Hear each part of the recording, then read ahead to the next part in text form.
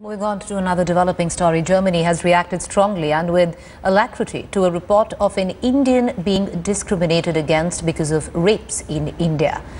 An Indian student had accused a professor at one of Germany's oldest universities of denying him a biochemistry internship because of the rape problem in India. The matter came to light after a colleague of the Indian student posted emails exchanged between the professor at Leipzig University.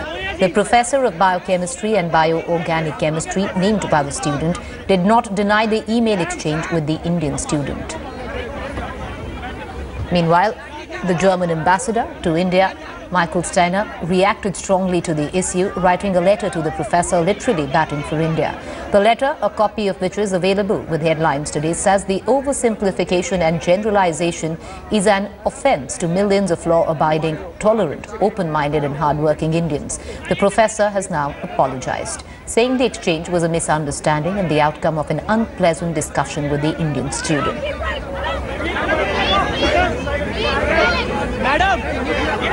Deputy Editor Smita Sharma is joining us live on the story. Smita, can you give us details of what exactly transpired and ultimately has that student now got that internship?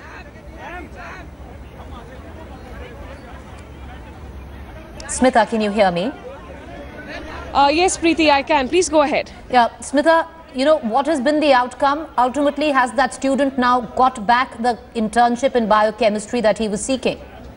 Well, the internship still hasn't been given really, but clearly the matter, of course, did raise a lot of eyebrows. And in fact, the matter was brought to the light by this student's friend who actually, posted all these screenshots of that email exchange between Professor Anne Beckett of Leipzig University, a biochemistry professor, and the student who wishes to remain anonymous. But also now there is that public apology which has been posted on the website of the Leipzig University itself, where they say that they regret this entire incident, and in fact she went on to explain that perhaps her lab is full this fall, so there will be another term in fact where they can consider. But clearly that public apology has been issued, especially after the German ambassador to India, Michael Steiner, also wrote a very strongly worded letter to that professor. What does the public apology tantamount to, Smita, when ultimately the student who was seeking admission has been rejected?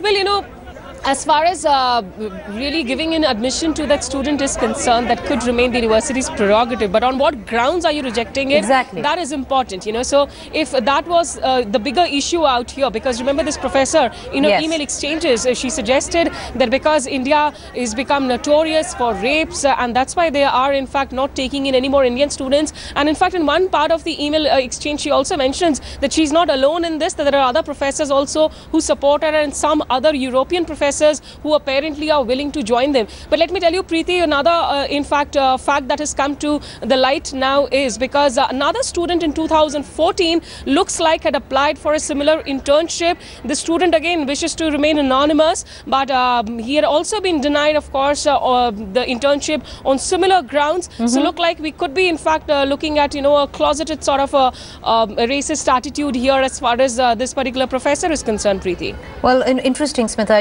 You're bang on. It is the prerogative of the university whether or not they want to grant admission to a student, but on what grounds, which Smita made exactly, because the grounds given here was that India was a rape capital of the world. Therefore, admission was refused. We'll keep tracking that story with that.